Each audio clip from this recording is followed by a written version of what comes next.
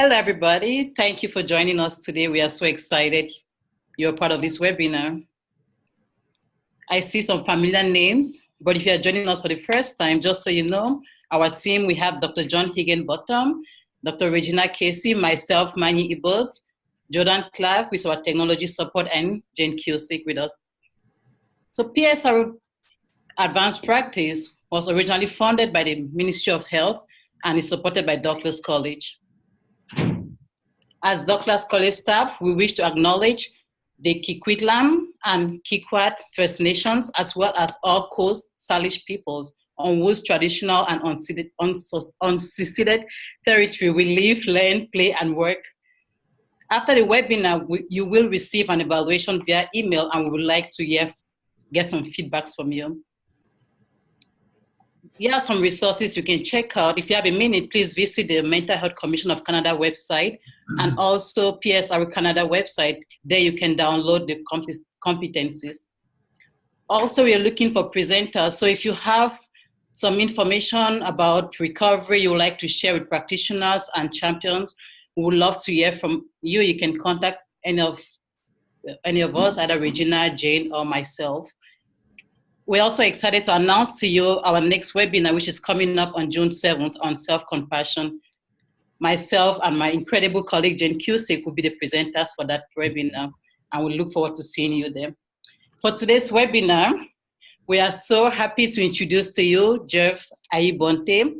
He's talking today on building collaborative relationships with clients. Geoff is a registered clinical counselor and a leader in personal and professional development for over 2 decades. He's also a corporate consultant, mental health advocate, published columnist, and a social activist. He's the owner of New History Consulting, Inc., a service designed to enhance people's experiences in all aspects of life. For more information, please see Geoff's website. And now we'll pass it on to Geoff to start today's webinar. Thank you. Super.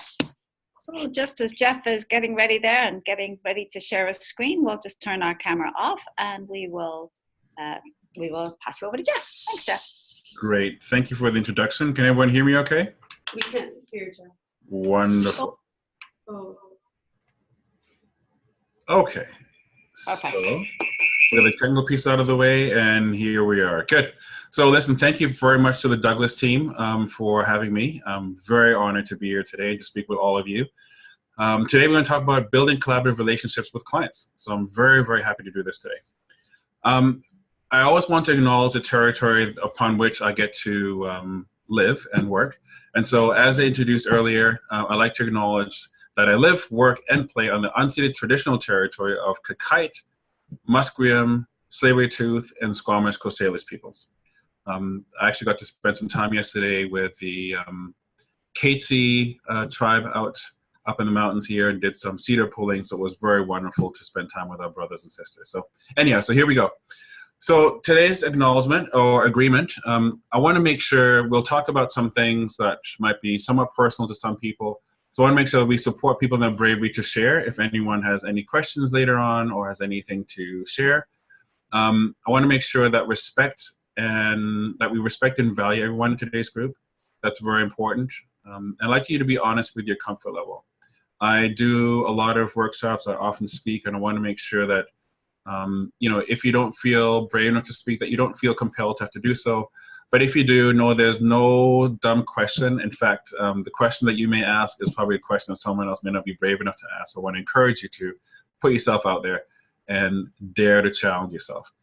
And probably most importantly, be kind and respectful toward people beyond today because of today. So somebody may make a comment today in some shape or form. You might work with them, you might know them, and I want to make sure that we respect them going forward as well as today. Oops. So here we go. One thing that I've always been very passionate to talk about is the myth of the resistant client. I really do believe it is a myth. And here's why. So when we look at the view of clients and mental health, one of the issues that we still think of dysfunction before we think about the function and strength of people. Often we're very quick to diagnose, to label, to say what is wrong with people, as opposed to understanding that their behavior, their reaction to life at one point might have been very functional, maybe not toward the goal they're trying to ascribe toward, but certainly in terms of their ability to cope. Now, I don't know how you feel about that, but when I hear that I am dysfunctional, it implies a certain value. There's a self-esteem that comes along with that. It implies a judgment, which doesn't always help for someone to buy into someone wanting to be helpful. So it undermines collaborative relationships. And I think as professionals, we're still viewed as expert compared to our clients, and that in itself sets up a power imbalance. It is important to acknowledge that we do have a lot of control over the relationship, and certainly that our word has a lot of meaning.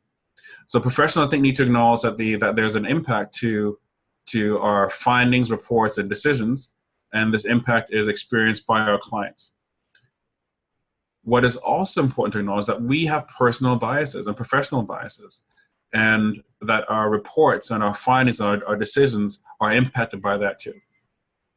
So I want to be mindful that the idea of being collaborative is not something that should be a theory, but something that should be really driven by our desire to be in healthcare.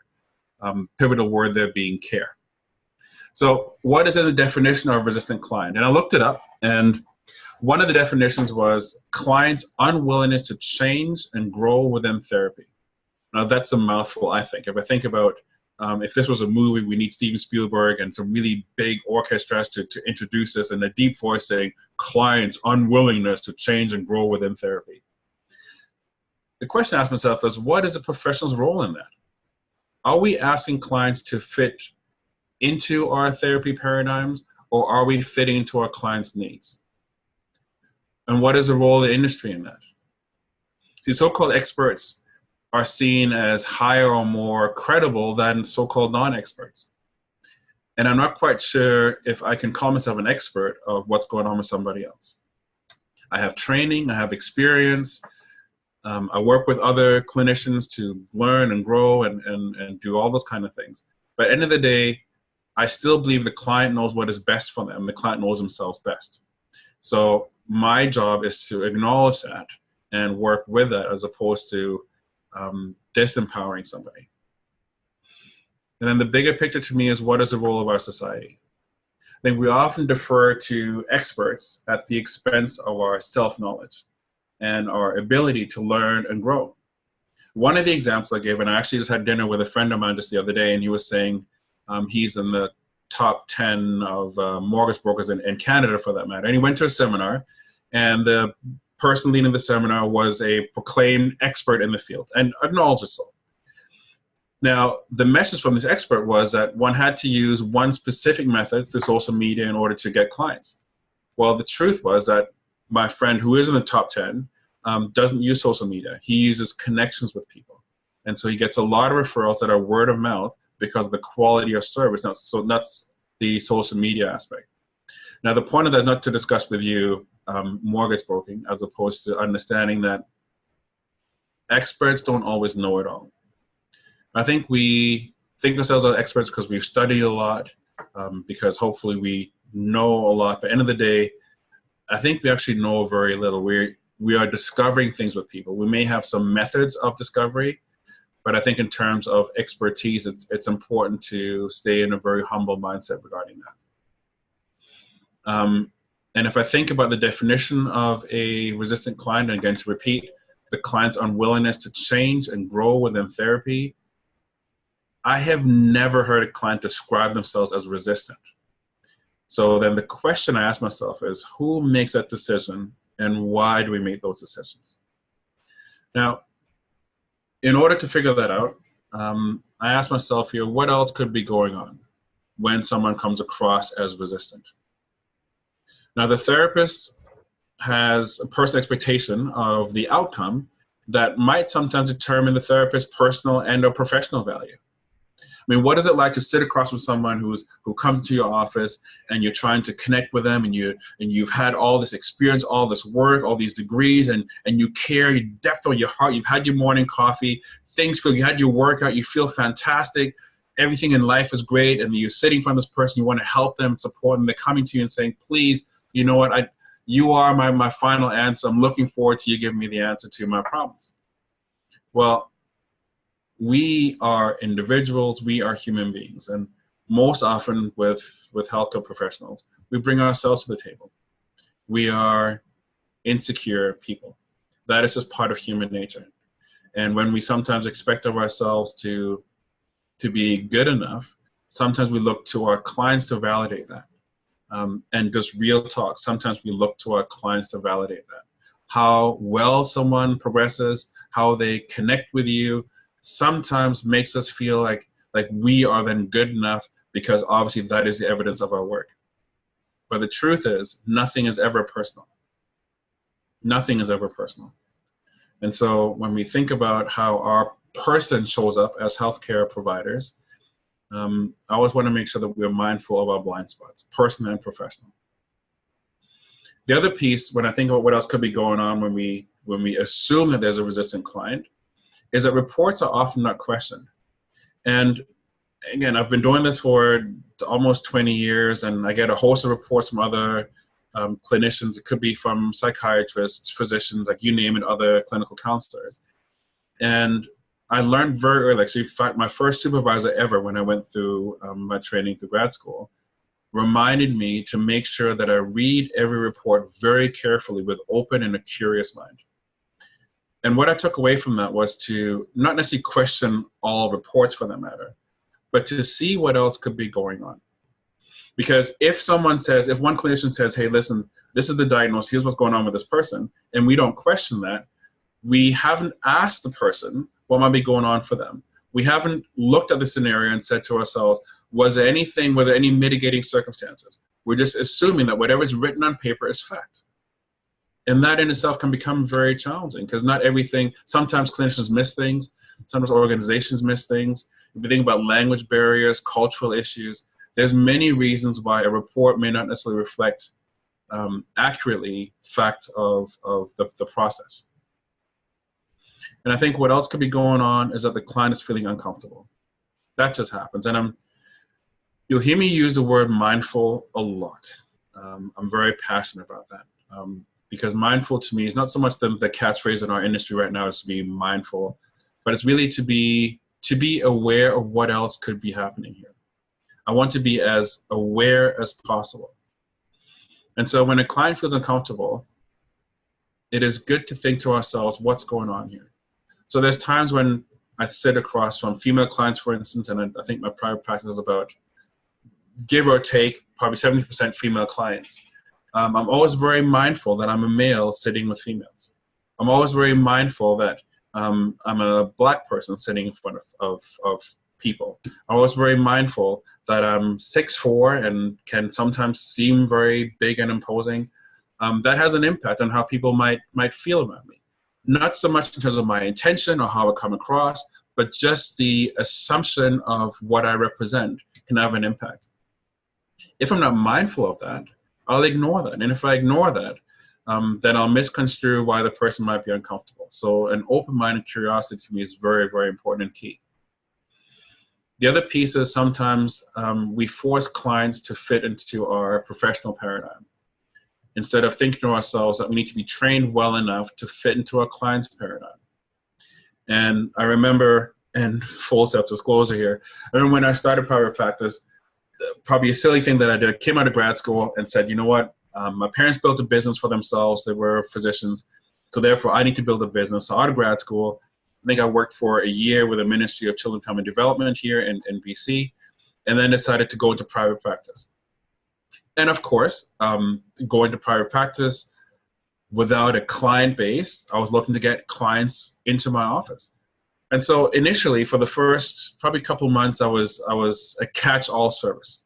I'd work with families and couples and individuals, and whoever had an issue, whoever wanted to see me, I was very willing to see them. Until I considered professional efficacy. Now, there's an issue with being in private practice, and it's called business. We are in the business of healthcare, not in the business of making money. And sometimes the issues around bills, dollars, and cents can get in the way of the service that we provide. Now, professional efficacy, doing what we're trained to do, not more, not less, is, I think, really ethical in healthcare. And I recognize that in those early couple of months, I actually wasn't being very ethical. I was being more desperate regarding building my client base and getting more people in so that people could refer their friends and family to me. Then I'm thinking to myself, you know what? I am trained to do this, this, and this, so I'm going to work with this and this population. Now, hindsight is 20/20, obviously. This has been adjusted a long, long time ago. And again, because I still work with other healthcare professionals who are in private practice, I often see the challenges of people running into the issue of being a catch-all service. There's no particular intake. There's no discussion about what the client is looking for. So when they come for the first session, they're now paying for the first session, and the therapist typically wants to continue to work with them in order to support them. Professional efficacy, to me, is absolutely key. And so if we look at it from the client's point of view, if we are doing work we're not actually trained to do, the client isn't receiving the service that they are either paying for or that they're expecting. And that then becomes an issue in itself.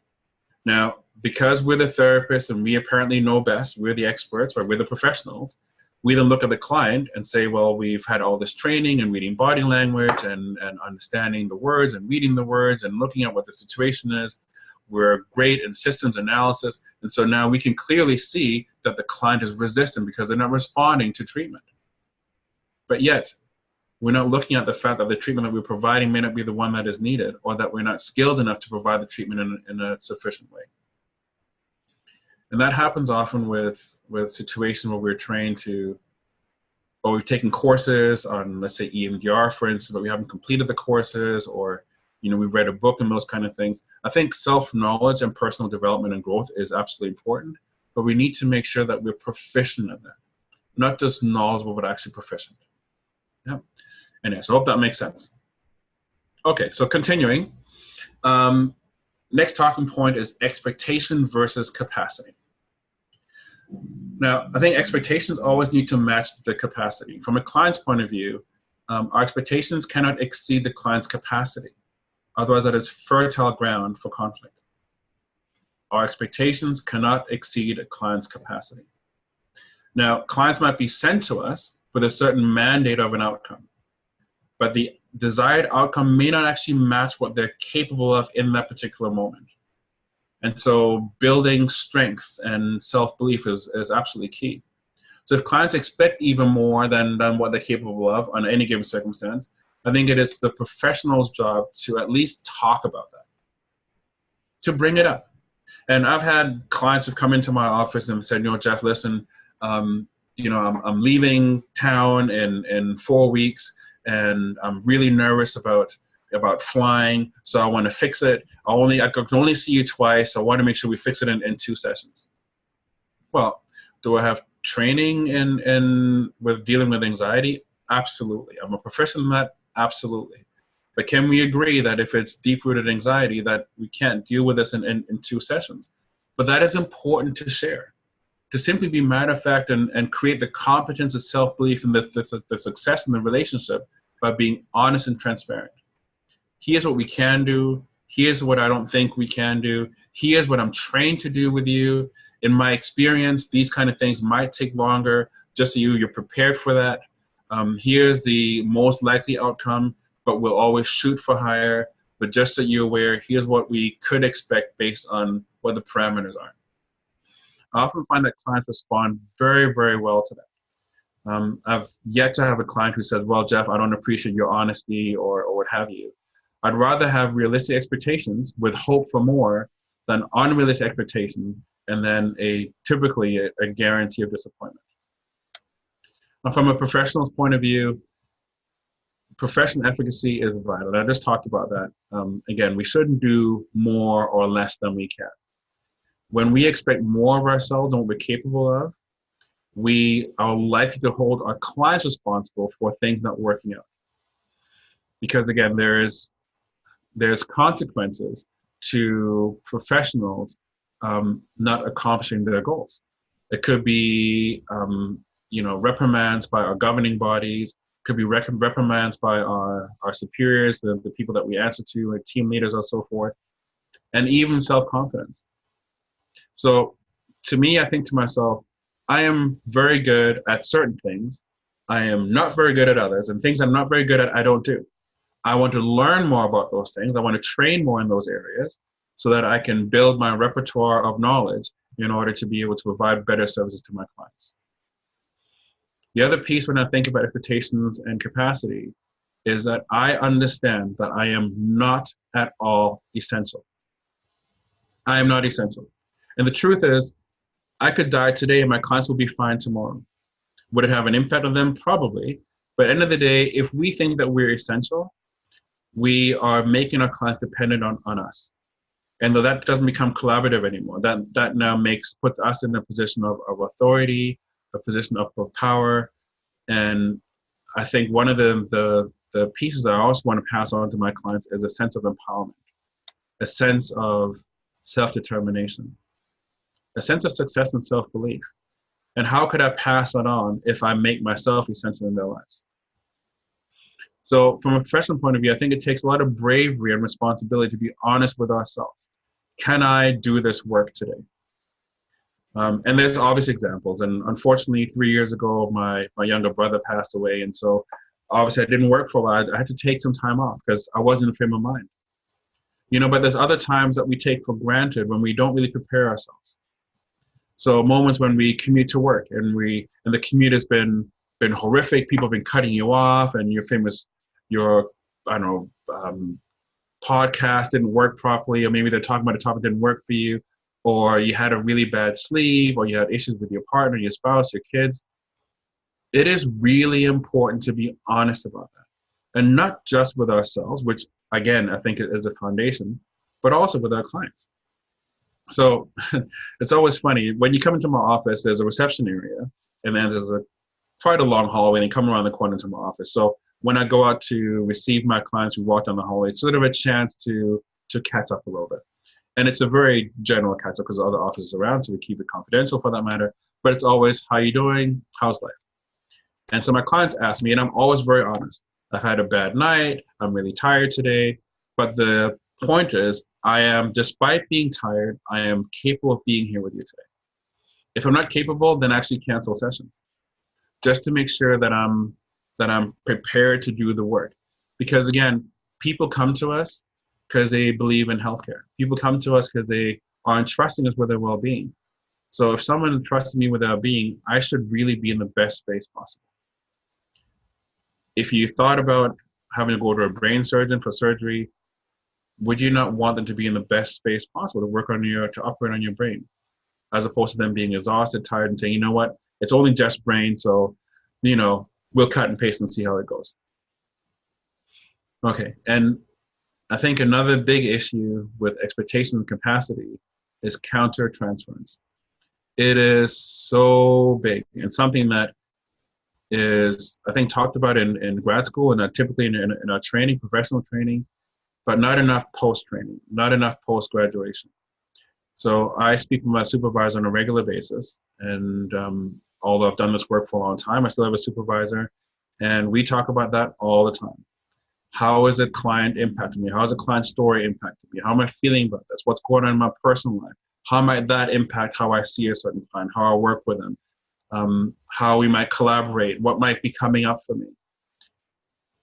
We are so good at wanting to extend ourselves to other people, and I think it's certainly a gift in this job to want to do that, and I commend everybody who's doing this work. It's not easy.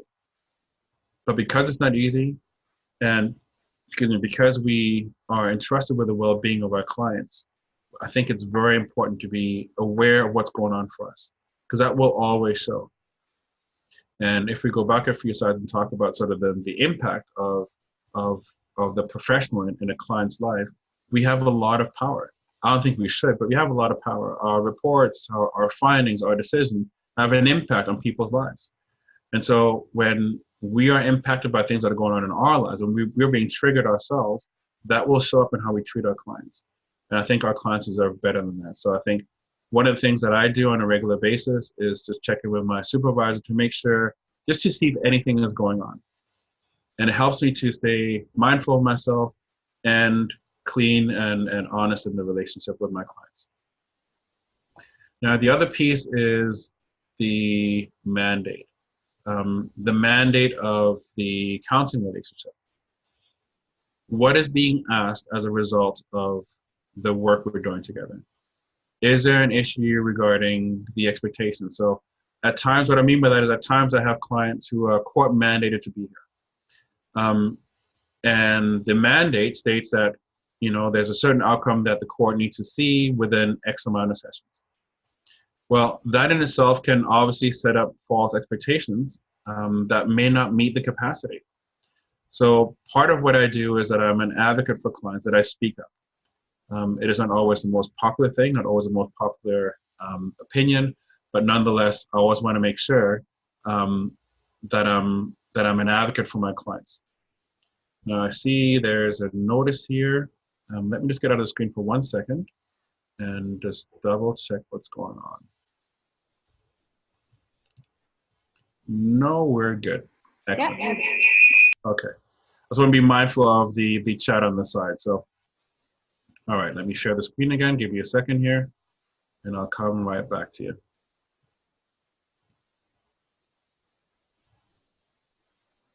Okay.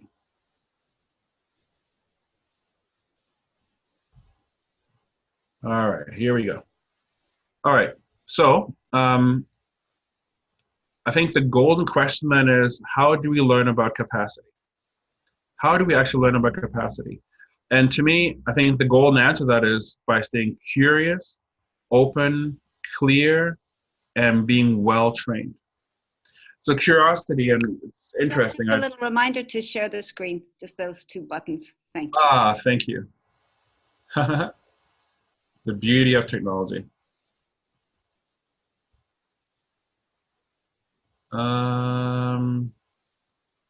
There we go. Are we good? Yes, perfect, good. Okay, so so to me, the answer to the golden question, how do we learn about capacity, is by staying curious. And curiosity as professionals is not always encouraged, because again, as a professional, we are supposed to know what we're supposed to do. We're supposed to know all the answers, rather than being curious as to what the answer might be. We are held as experts in an area, and so as such, we might often see ourselves as experts without actually wanting to ask questions about new ways of doing therapy, new ways of supporting people, new ways of thinking about things, new ways to think about ourselves for that matter. So I think curiosity keeps me at least humble and open and honest to the best of my ability, because it keeps allowing me to ask myself questions about what else is possible, what else could be going on.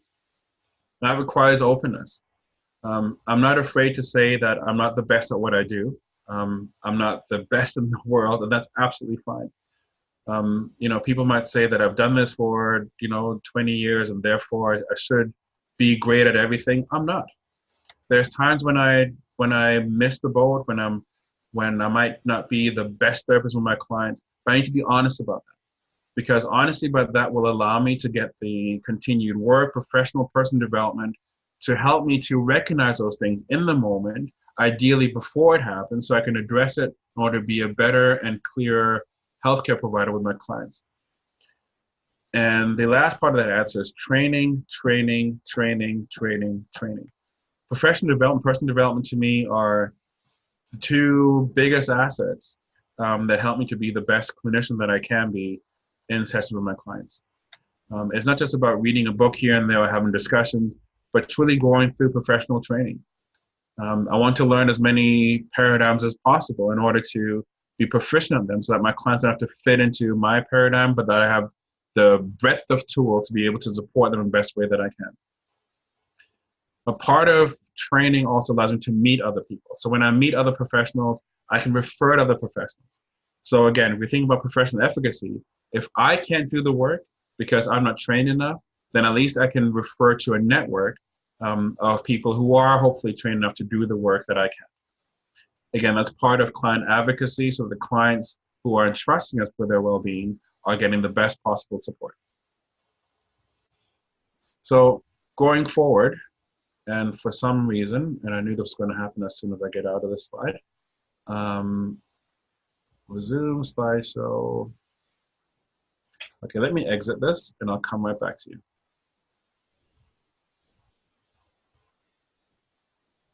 All right, here we go. I'm back on track. I'll forward through this slide. Sorry about that. The beauty of technology and sometimes my lack of preparation for this. Okay, so here we go. So the next talking point is personal and professional self-awareness. Now, I was thinking long and hard about what I should talk about here, and the first thing that came up was this particular slide, and just to make a point. This slide looks at the binary gender in mental health. And I say binary on purpose because I'm only talking about men and women. I'm not looking at the rest of the spectrum of genders. And this particular graph doesn't acknowledge or consider factors such as race, socioeconomic status, trans or other gender identities, and other factors. But I want to point something out here. So the first stat is depressive disorders care of the World Health Organization. And when they did their research, they looked at the percentage of women who go for treatment who are diagnosed with depressive disorders. And they found that 41.9% of women get diagnosed with depression compared to 29.3% of men. Now, regarding the anxiety disorders, and that's care of the Anxiety Disorder Association of America, again, they found that the rate of diagnosing women with anxiety, they found that 23.4% of women are diagnosed compared to 14.3% of men. We're looking at prescription of medication, and that is care of the Medical Health Solutions. That's a pharmacy benefit manager. They also found that women are significantly more over-medicated than men are. We're looking at antidepressants specifically, and that's also care of Medco. They found that 29% of women are diagnosed or are prescribed antidepressants compared to 50% of men. Now, why am I bringing this up? I think obviously one of the obvious factors is that we still need to recognize that women remain extremely vulnerable in our society, and significantly more so than their gender counterparts. But if we actually recognize the social political vulnerability of women, then we need to also acknowledge that all aspects of their vulnerability are included in how they're treated in healthcare. So healthcare is not an isolated bubble of safety and equity, but a reflection of our society. And if we're talking about being aware, it is important to acknowledge that how we treat our clients in healthcare is truly a reflection of our society. So I think it is vitally important for us to remain advocates of our clients, but beyond that, advocates of equality in society in order to be better healthcare providers in the area of healthcare. Now, if we're going to personal professional self-awareness and looking at specific points here, I'm getting little parts here, sorry about that. If we're looking at specific points, the power of clients is in being able to ask questions. Now, it is a double-edged sword because, again, if we're looking at acknowledging the power discrepancy, if a client asks too many questions, the professional may deem the client to be uncooperative, may have issues with the service, may not want to be there. We have all these biases and these stereotypes that we put on people who are simply asking questions. Now, I have sat on the other side of the couch. I have been a client in healthcare, whether it's a patient with physicians or a client of a psychologist, and just knowing what it's like to sit on the other side of the room, asking questions has been really important to me. I want to understand what we're doing. I want to understand what the profession is capable of doing regarding the needs that I have. I want to be self-assured. No one goes into healthcare on the client side feeling great about things because they're going to healthcare because they have certain needs. And that means something isn't quite okay. And I don't know about you, but when things aren't quite okay for me, that unsettles me. Feeling unsettled is something that sits well with us. And so asking questions seems to make a lot of sense. We want to get some answers, understand what's going on, and get some help. And we want to make sure that the help we get is actually the right kind of help that we need. I remember one of my clients came in, and it's a story I'll never forget. I met her for the first time. She came into my office, she sat down, and we exchanged pleasantries. Hello, how are you? And my question was, what brings you into counseling today? Now, she said to me, pointing a finger at me, I hope you are smarter than the rest of them. And as you can imagine, I took a step back and went, whoa, okay. But again, thank goodness I had a supervisor. And so what I understood a question to mean, rather than someone being, wagging a finger at me and now jockeying for a power position in counseling, what I understood that to mean was that she's been frustrated. She has been exhausted. She has tried for a long time to get answers to questions that she couldn't answer herself. She's placed her well-being in the hands of other people, and thus far, it hasn't been successful. She was telling me in those words, with that question, with that statement, I hope you're smarter than the rest of them. She's saying, Geoff, I'm reaching out to you. I need you to help me because I don't know how much longer I have.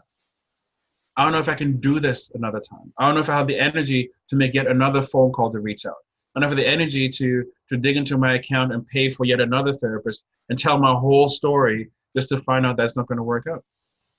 So those kind of statements and even people questioning is not an issue. It's not an issue at all. I want to make sure that clients, and when they come in, I say, interview me. If we have a phone call and we do an intake, I'll ask them questions and say, listen, here's a question for you to ask me about my professional background. You say you're coming in for this. Ask me about my training so I can assure you or let you know that I can or can't do this. Because it is important, I think, for our clients to know what we can and can't do.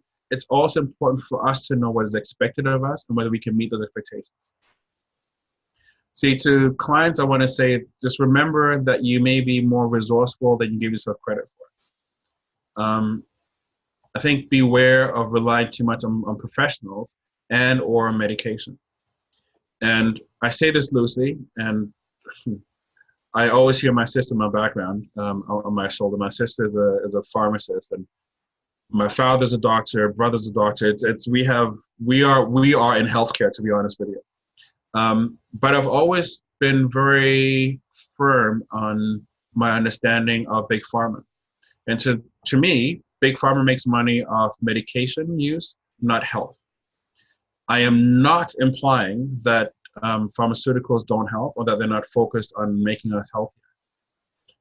But it is important to acknowledge that they make money off people not being well.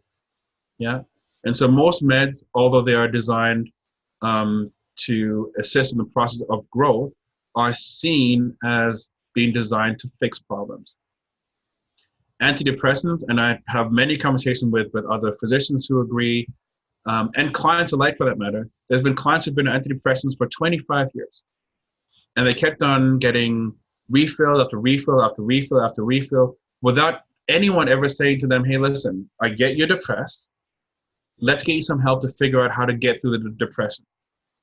And I've had many, many clients, too many to count, who have come to counseling for the first time after decades of medicating without ever having been told that maybe counseling or other means of support might actually give them the answer to solve the issue. The example I always give is, listen, if someone hits you over the head with a hammer, you'll have a headache. Now, a headache medication is not the answer. It'll take the headache away, but the issue is someone's hitting you over the head with a hammer. So I want to get someone to help me to figure out how to deal with a person hitting me over the head with a hammer rather than numbing the pain on a regular basis. That's my 30-second random medication, or over medication for that matter. From a professional point of view, if you think about personal and professional self-awareness, why do we still talk about dysfunction instead of understanding the value of behaviors instead of judging them? I get that anxiety doesn't help people in day-to-day life. And I've had clients who deal with anxiety regarding driving, for instance, right? They've been in a motor vehicle accident, and the accident might be, a year ago, 2 years ago. People who are dealing with a recovery, they've been been through, major surgery, or they're dealing with drugs and alcohol, and they have all these feelings about this, anxiety and or depression. See, I don't think that is dysfunctional. I get, for instance, that people who are dependent on alcohol aren't dysfunctional. To me, I get that when life seems really bleak, when you feel like you have nowhere else to go, when you feel overwhelmed with feelings and everything seems so bleak and terrible, I would appreciate some numbness. I would appreciate a break from it. I am not at all advocating that drugs or alcohol or those kind of things are useful in terms of the overall goal. But I can, as a human being, relate to the need to sometimes shut things down and just numb myself out. I can understand that. Now, if I tell a client that or if I tell or imply that they're dysfunctional, what am I saying to them? Why would they trust that I have their best interest in mind when I tell them there's something wrong with you? They're not sitting here on my couch telling me how wonderful their vacation is. They're here because they can themselves acknowledge something isn't quite right. They're trying to work through something. So rather than think about me telling them that they're dysfunctional or that their behavior is dysfunctional, my job is to help them understand that although it was functional to serve a certain purpose, is it still functional to their life today? Now, all of a sudden, the client makes a decision and says, you know what? Actually, it is functional. It is what I still want today. Or they say, it's actually not what I want. When they say it's not what I want, now we can start to work together and say, okay, so that's not what you want. What do you want? Or if this is what you want, okay, let's talk about how we can get there. We understand that this past behavior doesn't help you to get there. So let's think about how we can minimize that behavior and replace it with something that works toward the goal you're trying to work toward. The goal, right? So now we're talking about how we can collaborate together. We, and you hear me use we a lot when I work with my clients, always we. How can we? What can we do? How can we get you there? It's about trying to be collaborative. So telling someone something's wrong with them, that they're dysfunctional, does not build trust or confidence or make someone feel good about themselves. And just to be very mindful, if someone doesn't feel good about themselves, if they're worried about judgment of another person, they will not be open. If you think about being judged by somebody else, would you want to be open and transparent and just out there? I think as a professional, for me personally, I think of myself as an advocate before all. And it's a mentality shift in how we relate to and connect with clients. If I'm an advocate of my client, and it doesn't matter who it is, I've worked with people who've abused children, who've abused women, who've killed heads of drug lords and those kind of things, or drug consortiums. I work with a gamut of people. But I'm an advocate person. They're here because they want to work through something. If they're not here to work through something, we call it out. Some are court mandated, like I said, and they say, I don't want to be here, but I have to. I say, okay, then let's talk about what we can do here. What do you want to get out of this? The court expects something of you. What do you want to get out of this? But if you don't want to get out of this, I have to report this, just so you know. Again, it's not me being an authority figure. It's me letting you know, here's what I need to do to satisfy this third party. What shall we do with it? So I'm always transparent. And the other piece is talking about being an advocate before all. One of my supervisors, when I went through my training, told us the following. He said, make sure you find something you like in every single one of your clients. Make sure you find something you like in every single one of your clients. And at the time I thought, that's such a weird thing to say. Like some people I don't like. If someone comes across and they've, one of my things is if you've hurt children, we can't talk. But I have to recognize that everyone has a story. Everyone has a story. And there's something likable with everything. If a client is sitting in my office and I'm working with them, if they're in your office and you're working with them, you cannot be an advocate, you cannot be open, you cannot be curious if you don't like something about them. And I think that's a piece that we can work on in terms of finding empathy for others and understanding their story, being curious about their story, and then treating them as human beings. It is not our job to judge. It is not our job to execute. It is our job to support. We are in health care. Pivotal word being care, not judgment. The other piece I want to share is that a client's self-determination is not a challenge to our power, our competence, our worthiness as professionals. Just because a client comes in with information, with knowledge, with some background and some paradigms and treatment modalities, doesn't mean that they're undermining our competence. It means we get to learn with them. What a great way that someone's taking the time to think about things, to educate themselves, that they want to bring that to the person they're going to work with to see if we can work together. It is never a challenge to our professional prowess. And beyond that, clients don't need to or don't want to be talked down to. It's about collaboration. And I never put people down. And I've seen it in other settings where professionals have belittled clients, have said mean things to them out of frustration. Again, it's not me to judge. I understand the frustration piece, but is that what we want to bring to counseling? Is that what we want to bring to healthcare? If we're frustrated, that means something's coming up for us. So in moments of my frustration, it's a reminder to me that something's going on for me, not a reminder for me to say, by the way, there's something going on for that client. If I'm frustrated, and for instance, I have a client who is dealing with really deep depression, obviously I won't disclose who it is for confidentiality's sake. But this person has a very difficult time getting from the beginning of the sentence to the end of the sentence. Sometimes it takes this person over a minute to utter 5 or 6 words.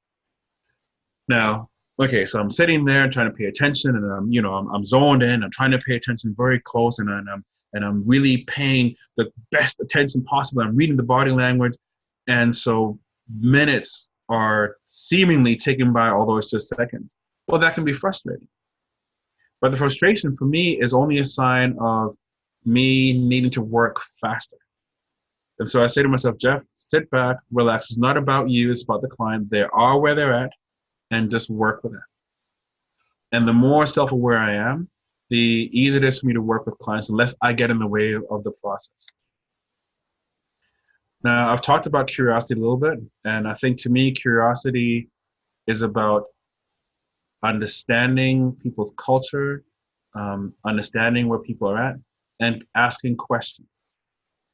People come in and assume that I'm the professional. I am. I have degrees. I've gone through training.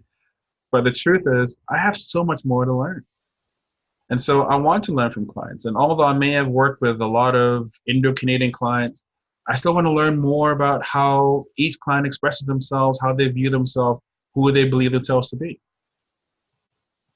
I don't want to assume just because I've worked with 300 that I know them all. I want to be curious with every single client. And transparency to me builds trust. I am transparent at all times in a way that is relevant to the client's well-being. I share with them what I'm thinking. I don't hold back. I don't use techniques that sort of blindside clients. I am very transparent. If there's homework, I'll let them know why I want to do this homework, what the point of it is, and then they agree or they don't agree. If they don't agree, we'll talk about why they don't agree, and then we'll think about other ways to come up with achieving the goal that they want. I want to be collaborative.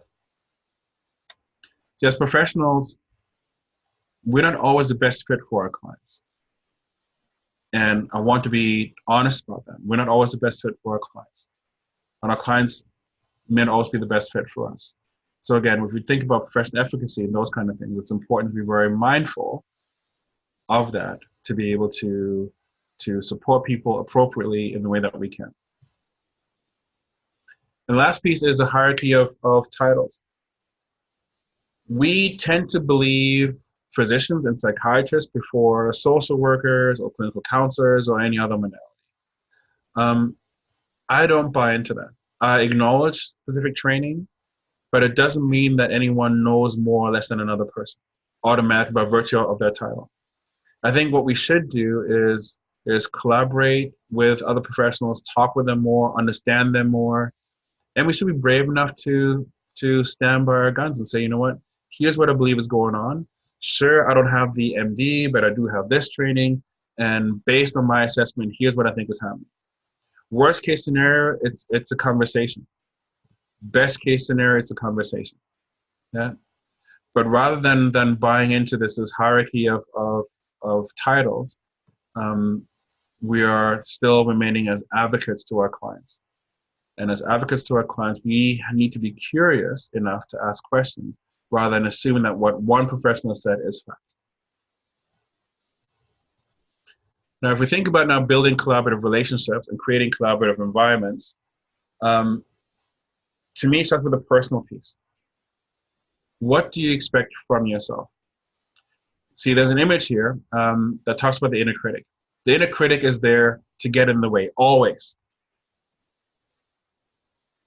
And I told you about the story about the client who said, you know, I hope that you're smarter than the rest of them.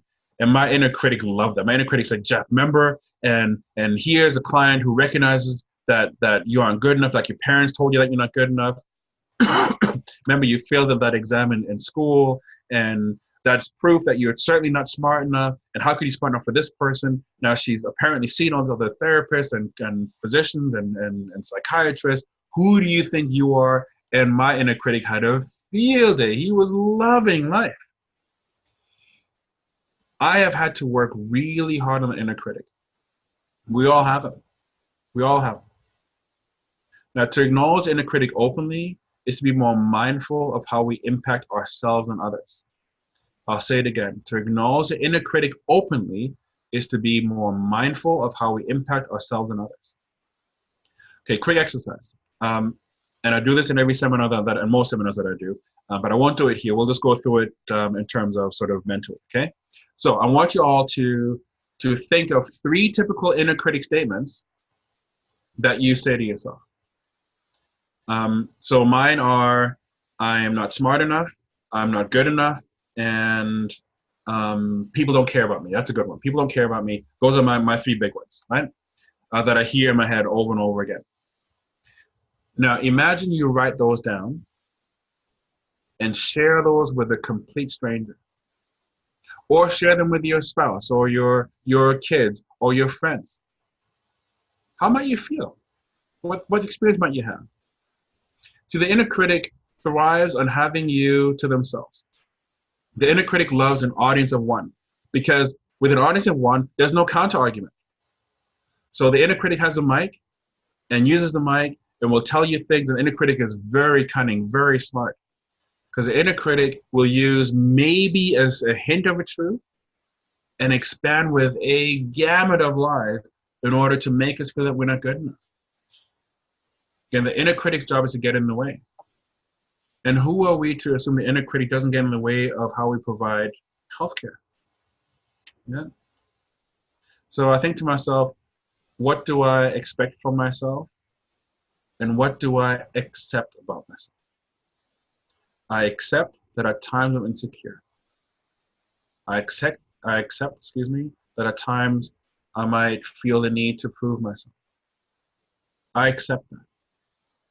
But when I say I accept that, I acknowledge it, and I acknowledge it purposely, openly, so that I demystify it, and then I can deal with it. If I don't acknowledge those things openly and publicly, then they continue to thrive inside of me and through me when I provide services. Now, on a larger scale, to me, I always believe that the heart is required in order to do this work. The heart is required. And see, it is difficult to be in healthcare and to not have our heart involved. Now, again, I want to acknowledge that some people do really, really difficult work. My wife is sort of in healthcare, works with kids in need, and you know, some of these kids deal with abuse and suicide and just horrific things. Who am I to say to her heart needs to be involved? Except it is true, because if we remove our heart, we stop caring. And caring cannot be a mental exercise. It has to be something that we're passionate about, that we truly live with every ounce of our being. Now, that might mean that we are deeply affected by what happened with our clients. But again, it is not our client's job to take care of us. It's our job to take care of ourselves in order to be better healthcare professionals to others. Why would I not have my heart involved when someone comes to me and says, Geoff, I'm dealing with recovery for this, or anxiety around that, depression about this, or my marriage is falling apart? If my heart isn't in it, how could I genuinely show empathy? Empathy is not a mental exercise. It is a way of being, a way of showing up. But the work is hard. And we can't expect of us to be able to hang in there 24/7 doing it as though it doesn't affect us. So, like I said, I have a supervisor. Once in a while, I'll see a therapist to make sure that, I'm checking into things, making sure I'm okay. But also, I talk to my wife about things. I've had a hard day at work, or I'm feeling insecure about this, I'm struggling with that, or I'm really worried about my friendship over here. So that those things get out. So I don't store them for them to simply show up then in the way that I do the work with my clients. So the importance of self-care is crucial. And one of the things I always say is, if your life is a house, every room in this house is a role that you take in your life. So a room might be you as a sibling, you as a child to your parents, or a caregiver to your parents, as a spouse, as a parent, as a friend, all these different roles you have in your life. But the foundation of this house is you. The foundation of this house is your humanity, your curiosity, and your ability, and your drive, your commitment to take care of yourself. Because everything hinges on that. If you don't take care of yourself, everything you care about, everything you believe, everything you hold dear in your life is in jeopardy, is fragile. Now, listen, I get that, plumbers have leaky faucets, doctors smoke, gardeners have dry plants. It's part of life. We're not always the best at taking care of ourselves. But how can we ask of our clients to take care of themselves, to follow through on things that we're hoping for them to do, if we don't do the same for ourselves? So if I think about what could self-care look like, I say to myself, keep track of your health. So how I keep track of my health is, I know I sit in my office, and literally the operative word is sit. I sit in my office, and I sit for way too many hours. So part of what I know is good for me is my body craves movement. So part of what I do outside of work is that I'm very active physically. I need that just to move the energy, shift the energy, and just to feel better about life. Another piece is that I keep track of how I eat and how I live my life, the kind of friendships I have. I keep track of how healthy my marriage is, how I show up as a parent. I keep track of how my relationship is with my extended family. And it's not just because I'm a healthcare professional. This is not all because I love all my clients so much that I'm this altruistic human being who just loves taking care of others. I happen to love taking care of people, by the way. But no, this is because I'm completely selfish. I am utterly selfish. Yes, you heard me correctly. See, life is finite.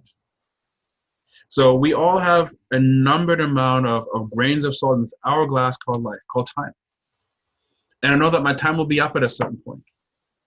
So if it will be, since it will be, I want to be very mindful of how I experience life in the meantime. Keeping track of my health is not just for the work that I do. It's most importantly for the life that I live. The best husband I can be is the kind of husband who keeps track of himself, who makes sure that he is healthy in mind, spirit, and body to be able to be present as much as I can. So selfishly, I'm mindful regarding myself so I can be the best version of me in every arena that I'm in. And the other part of that is making sure that I know and honor my limits.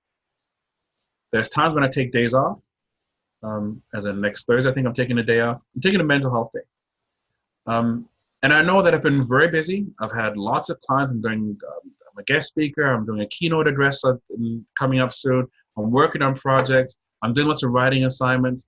And I'm running a community organization. So I need a breather. Because this particular week, I'll be working 6 days this week and long hours. So I'm taking a day off. Now, does that mean I'm not good enough to be able to work? Because, I mean, again, in our society, we think that, the more you work, the more dedicated you must be. But to me, it's about the quality of the work. If I care about the quality of the work, then I care about the quality of me. And the last thing is, regarding this particular slide, is that I have to ask for support. Just because I'm a professional, just because I'm a counselor, doesn't mean that I know it all. I mean, wouldn't it be hilarious if I grabbed a mirror and held it up and said, "So, Geoff, how do you feel about life today? Tell me about your inner child." That's not going to happen, right? We all have our blind spots, and so it's going to be difficult to get beyond our own blind spots. So I involve other people, and these other people aren't always professionals. It could be friends and family and whoever it might be, but I ask for support. I'm not above them. And if my clients, and by the way, all my clients know that I have been a client, that's a non-issue to me. Those who judge are those who are showing me where they're at. They're not showing me where I'm at. It's not personal. If I'm not okay, I ought to ask for support. Okay, now there's a couple other pieces, and peer mentorship for new and seasoned professionals, I think is something that I'm also very passionate about. I know my association, the BC Association of Clinical Counselors, has put together a peer mentorship program, and I love it. It's awesome. It gives you a chance to connect with other professionals, so we don't live in silos, even if we work for organizations. And I think the mentorship here is not only for new people, because we always think new people have so much to learn, but I think it's also those seasoned ones who have a lot to learn, because we get stuck in our own ways where we've done it for so long, we've had X amount of success, but we sometimes forget that we need to still learn and grow. There's so much more for us to learn. And the other piece is learning or making sure, helping each other to maintain professional efficacy, to talk to each other about that.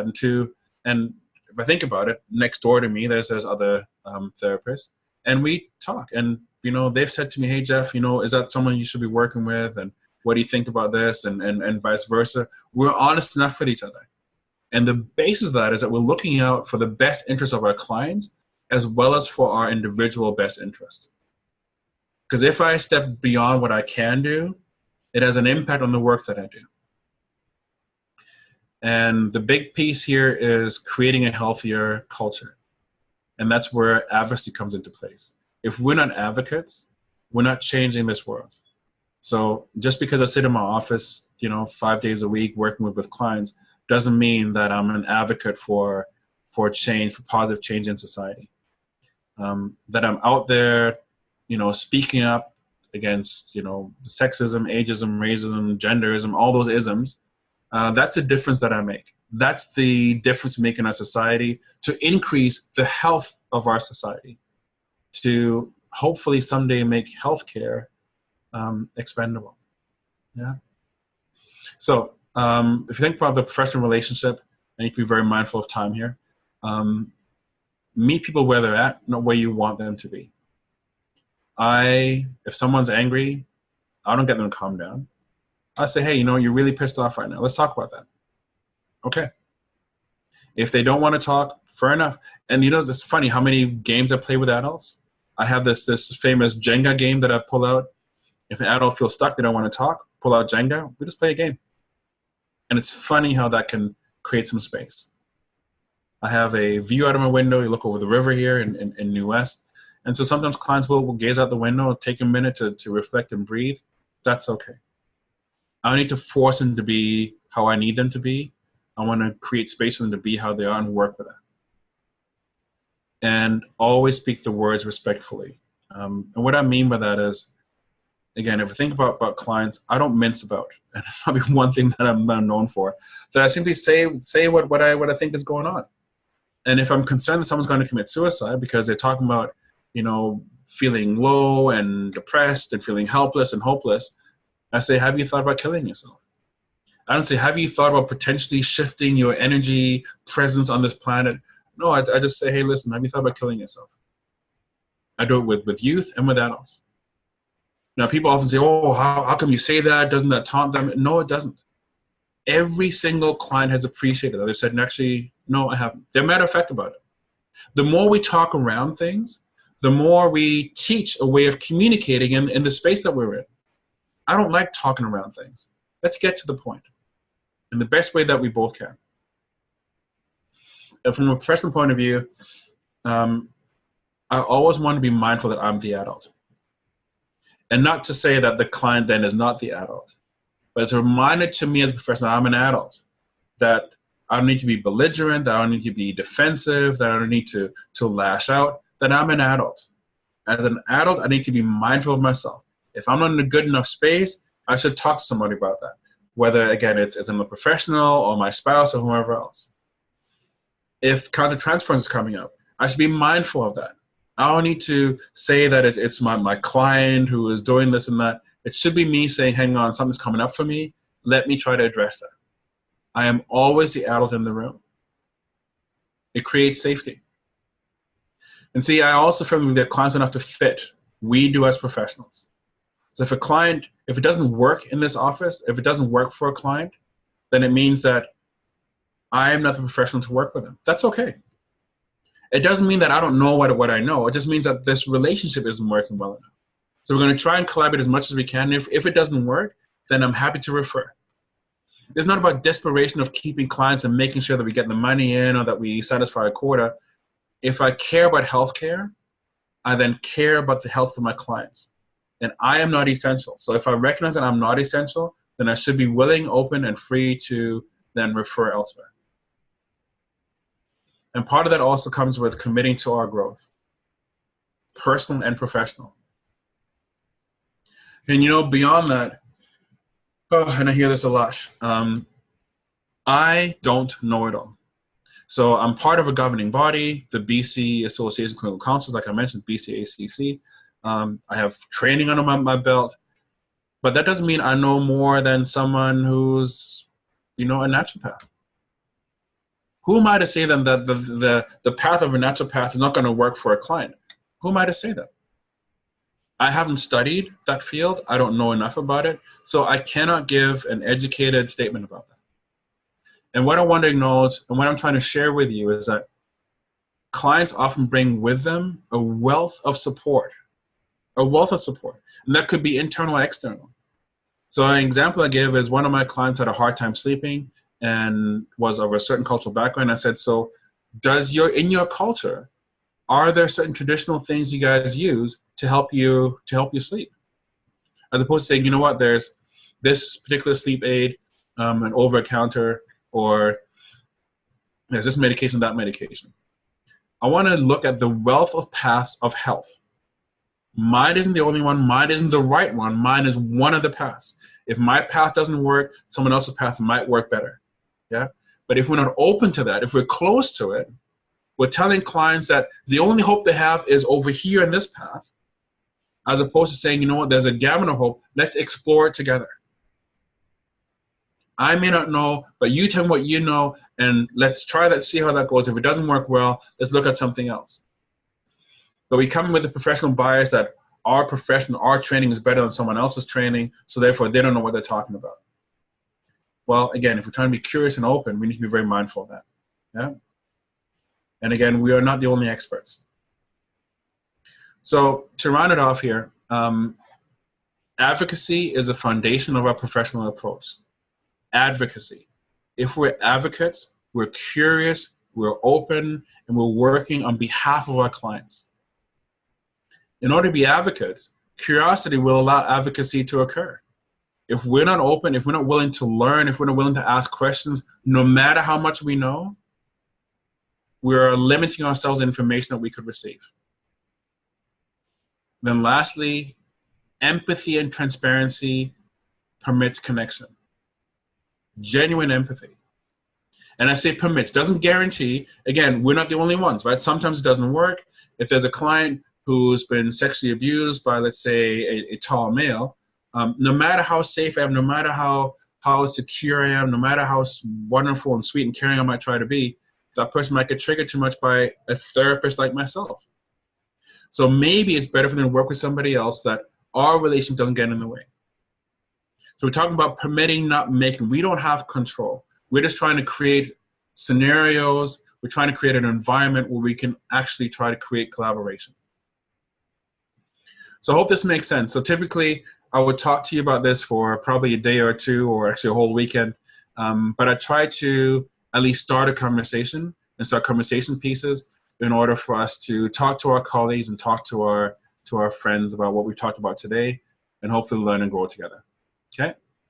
So I will stop sharing my screen now, and we can go to questions in the chat. Well, my goodness, thank you very much, Geoff. That was feels like an all-inclusive sort of drive-by of a lot of different topics. So thank you kindly for, I think, kind of pushing the envelope in some corners, which I think we all need, and also just giving us the just giving us some different perspectives as well.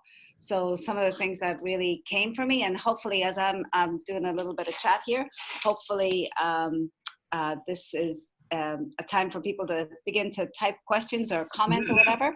But I think some things that really struck me was just your constant visit to notions of curiosity and not knowing it all. That certainly resonated with me as not being the expert. I think what we do is often we bring a body of knowledge to the table, and hopefully that's a useful resource for people, and we can be experts in that piece of knowledge. But what we don't know is often how it lands for people, or how useful or how helpful it is for me. The other part that struck me too is just this notion of not being essential. I think that's always a great place to revisit that. That when we consider sometimes that people probably who are receiving service visit us probably 1% of their life, and then there's that other 99% that happens outside the door or wherever else that is. And sometimes I think we kind of think it all happens in that room, but no, it absolutely doesn't. So thank you for bringing that to us. And as well, I really appreciated the focus on what I call scope of practice. And you'll know that many people on the line likely work in maybe nonprofit organizations or organizations. And, I think that when we think about notions of recovery, often we visit only possibility with people. So it just engenders this sense of, everything is possible. And I think what you are also just saying is to be quite tight about what it is you can and can't offer that person if you're the person delivering service. And you also, I think, proposed a approach that sort of tempers positivity with a sense of realism. And that's my language, not yours, but I know that. But I hope that some of these thoughts that I'm just rabbiting on maybe just spark some ideas for people as well. And people say they can hardly hear me. It's probably that Irish accent. Sorry. Let me turn up the volume a little bit more. But hopefully just this. Somebody notes that the PSR approach needs to be embedded into the medical model with more accountability. So love to hear a little bit more comment on that. And perhaps, Geoff, you have things to add to that as well.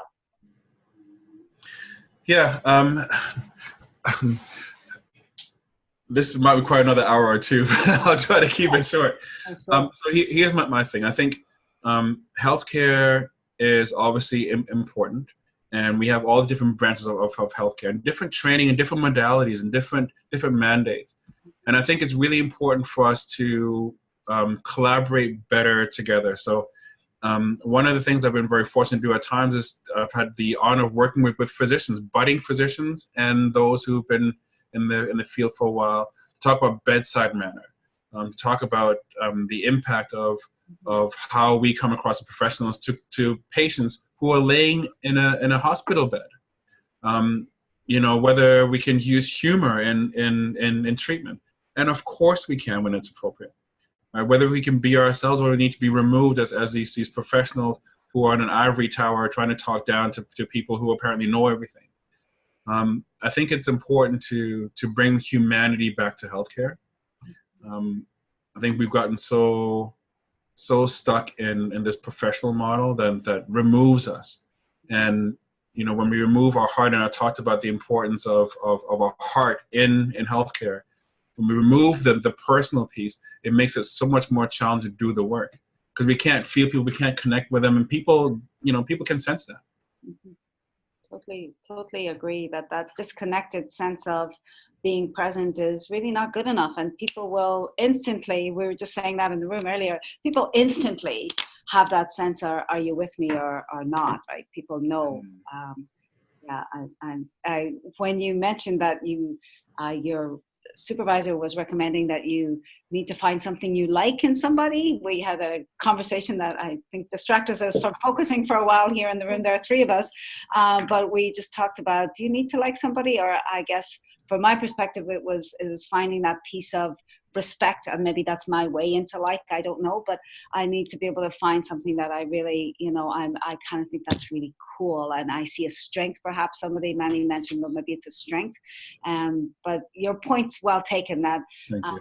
you know, that maybe we can't work with everybody, and maybe our skill set is not able to help people move to where they want to be, and being mindful or aware, as you said, of those things. So helpful. Thank you. Yeah. So I think Calista has a question there, this hypothetical about working with a colleague who doesn't embrace curiosity, but always believes in being right. And if I can respond to that. So first of all, thanks, Calista. I hope I'm pronouncing your name correctly for that question. It is difficult, especially when it's an organization and you have to work side by side. Curiosity is important, and it is a key, to doing good work. So we're not talking about someone who is choosing a different paradigm. We're talking about someone who's potentially negatively impacting the care that they're providing to a client. And so I would take that very seriously. If there's someone to talk to, maybe a supervisor, I would get them involved and maybe create a different environment within the team to have team meetings where people get to talk about being curious and open, and, you know, doing case consultations and bringing the word curiosity into those conversations, and or in the extreme cases, escalating it to hold the person accountable. Because again, my job isn't to make sure every healthcare professional is comfortable. My job is to make sure I do a really good job with my clients. And that is my mandate. So if it means that a healthcare professional is unhappy with me, I can live with that. I cannot sacrifice clients' well-being. So I know it's a probably uncomfortable situation, Calista, and if you don't like confrontation or conflict, I get that might be difficult. But again, we're working on behalf of our clients, right? So if you are the client and the professional you come across as someone who is not curious, who isn't asking questions, who thinks they know it all, how would you feel? And maybe that can be the fuel for how you manage this. I think too, Geoff, as well, that many of us work in organizations where you're working alongside people, and you know, sometimes there isn't that element of choice sometimes. But what I found is just is really being able to work with people over time and just demonstrating some sense of success. So just take my ego out of it a little bit, and being able to reflect on progress retrospectively sometimes. Because I guess when you're on a team, part of what you're trying to do is just build that sense of culture, as you mentioned earlier on. That, you know, is just, I guess it's part of working on a team sometimes, isn't it? Just trying to balance that notion of being responsible for ourselves and being true to the collaborative relationship. Trying in some ways to just bring people on side a little bit as well. Yeah. There's a comment here about the complexity of the medical model, and but accountability should be established as a part of reporting and charting system with the charting process. I couldn't agree more, quite frankly. You know, but I think it's a great comment. It's important to acknowledge that we all operate in different systems. So my charting system, and I bought mine online, is different than one that they use at the hospital. So either we're looking at one general charting system for all healthcare, or we acknowledge that there's different individual ones that are being used. Now the issue is there is no one charting system that is perfect, right? End of the day, what's going to happen is that how we look at the charts, that will be the litmus test. That will be the decision maker. Whether we read them as fact, as gospel, or whether we acknowledge that, whether we're curious enough to say, you know what, so I see this over here, how can we improve that regarding the client we're working with now that we've inherited from this organization or from this healthcare professional? Yeah, lots of comments coming in here, Geoff. You're doing a great job helping me scan them there. I really appreciate it. Yeah, and just lots of comments in terms of just doing the paperwork. And I think as well, when we look at Ontario, for example, some great examples of how people receiving services can access their own medical record, can adjust it, can identify their own goals. So certainly we have ways to go in terms of just people being in that driver's seat of their own recovery, and sharing on a, you know, on a healthcare level in a very different way. But yeah. So yeah. And somebody offers a article from Mindfulness about self-care and self-care in dark times. So really love it. If you can just type in the link, that'd be just great. Thank you very much. There's a professional. That's okay. It's me calling you. No, I'm kidding. It's not me. There is a, if you've heard of Dr. Kirsten Neff, she does lots of work on self-compassion. And I love her. She's amazing. The work she does is awesome.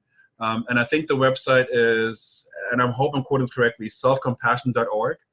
And it has a ton of resources on how to take care of ourselves better, and has a little test. So I did the test initially when I was going for lots of personal development, and I failed horribly, sadly enough. I thought, oh my gosh, I'm not taking care of myself really well. And what it really was about was, how am I treating myself? So there's things that I know I say to myself, that I have said to myself, that I will never say to another person. Right. You know, I can look in the mirror and say, Geoff, you're ugly, you're fat, you're stupid, you're dumb, you have no sense, and the world is better off without you. But would I ever say it to another person? Of course not, right?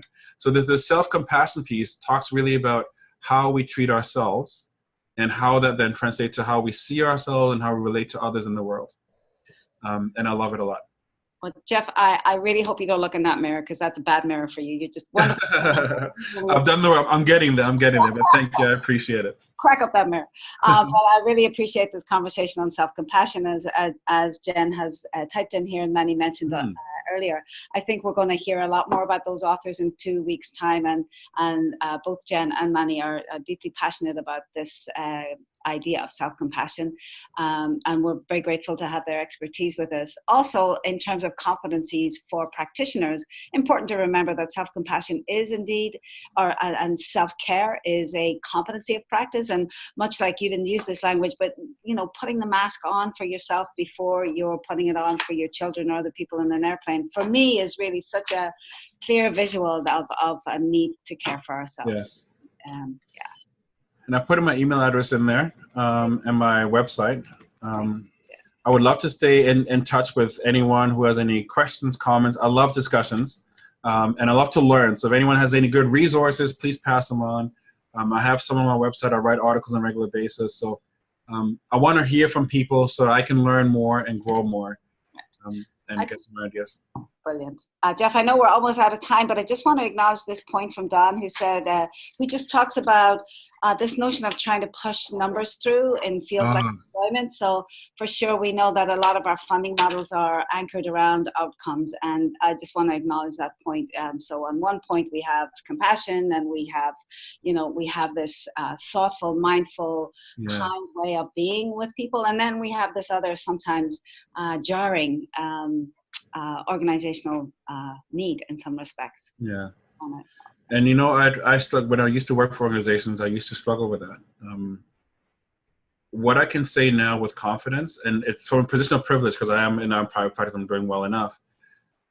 But the work I do is because I enjoy the work I do, not because I'm trying to fit a paradigm. So if I genuinely care about healthcare, I need to push against, you know, principles that don't make sense to healthcare. And that might mean that I may not particularly get a contract, I might not get a job, I might not stay employed in this particular arena. But if we generally care about our clients, and we have to speak up, silence is compliance. Right.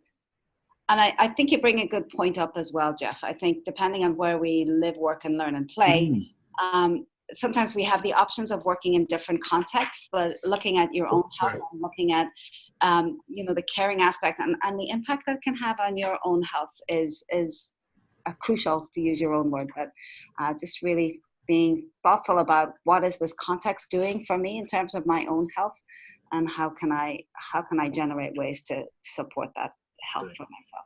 Yeah. We have a comment. I like Geoff's response to the question of how to deal with issues around colleagues' relationships with clients, to escalate if necessary in terms of protecting the client first. Yeah, thank you for that. Yeah, but really, our clients depend on that, right? So they are looking for us to be advocates for them. So it'd be great. Absolutely. And I think sometimes we work in healthcare organizations where, to different degrees, that's welcomed. I remember advocating for a client some time ago and having some severe words with my supervisor at the time. So it was definitely a learning from me in terms of what I was allowed to do in terms of being a member of an organization, and then being this passionate advocate that I also, it's a one of those rooms in the house, as you mentioned, but yes. Yeah. But understanding yourself in context and what you can and can't do within organizations. And I really want to stress that advocacy does not start in the professional room. It starts in how we live our lives. As a father to a son, how do I advocate for him to become a good human being? Do I speak ill of women to teach him how to speak ill of women, or I'm an advocate of equality? Do I have those conversations with him? Because if I have them with my son, I'm more mindful when I'm with my clients in my office. How do I show up as a husband in my relationship? That has an impact on how I show up with couples in my office, right? So I always want to stress the importance of who we are and that we bring ourselves to every relationship in life. I also think you're helping us consider the coherence between each part of our world and how that's a helpful, it's a health promoting activity for ourselves, right? So for somebody in all of those corners of the house that is different, sometimes that can be hard on our heart. Absolutely. Absolutely. So I realize it's lunchtime, lovely people on the line. Just great participation today and great attendance, so thank you. Maybe we'll just pay attention to this last. How do you show up on the highway when we drive our vehicles? Are we kind to other drivers and pedestrians? Point. And then this last person is just saying thank you very much from Ontario for this great. Oh, awesome.